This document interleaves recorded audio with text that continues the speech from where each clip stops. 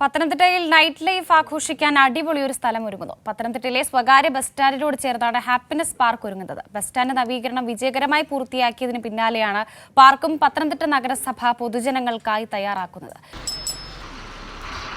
വികസനത്തിന്റെ ഡബിൾ ബെല്ലാണ് പത്തനംതിട്ട നഗരസഭയിൽ. സ്വകാര്യ ബസ് സ്റ്റാൻഡിന്റെ ആദ്യ യാർഡിന്റെ നിർമ്മാണം പൂർത്തിയാക്കിയ ശേഷം 3 മാസം കൊണ്ട് രണ്ടാമത്തെ യാർഡിന്റെ നിർമ്മാണം പൂർത്തിയായി.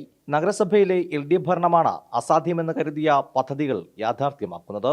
നൈറ്റ് ലൈഫ് അടക്കം നമ്മുടെ ഈ മേഖലയിലേക്ക് കൊണ്ടുവരാൻ ഉദ്ദേശിക്കുന്നു. ഒരു ഹാപ്പിനെസ് പാർക്ക് അവിടെ ഉണ്ടാകാൻ വേണ്ടി പോവുകയാണ്. ആവശ്യമായിട്ടുള്ള നിലയിലുള്ള ഒരു പാർക്കിംഗ് ഫെസിലിറ്റി ഇപ്പോൾ ആയി കഴിഞ്ഞു.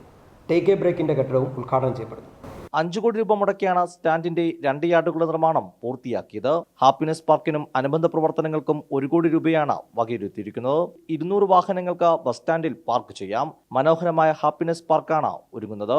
ഏതാണ്ട് 450 മീറ്റർ ദൈർഘ്യത്തിലുള്ള വാക്ക് വേയും ക്രമീകരിക്കുന്നുണ്ട്. ബാക്ക്ഗ്രൗണ്ട് എന്ന് പറയുന്നത് വിശാലമായിട്ടുള്ള പാടശേഖരവും അതോടൊപ്പം തന്നെ ആ തോടും എല്ലാം ഒരു വലിയ നയനമനോഹരമായിട്ടുള്ള ഒരു കാഴ്ചയായിരിക്കും ഹാപ്പിനെസ് പാർക്ക് ഒരുങ്ങുന്നതോടെ. ബസ് സ്റ്റാൻഡ് നിർമ്മാണം പൂർത്തിയായതോടെ നഗരസഭയ്ക്ക് നഷ്ടമായ 40 സെന്റ് ഭൂമി കൂടിയാണ് തിരിച്ചുപിടിച്ചത്. പത്തനംതിട്ടക്കാർക്ക് ആഘോഷിക്കാൻ ഒരിടം കൂടിയാണ് നഗരസഭാ സ്റ്റാൻഡിന്റെ ഉദ്ഘാടനത്തോടെ ഒരുങ്ങുന്നത്. കൈരളി ന്യൂസ്, പത്തനംതിട്ട.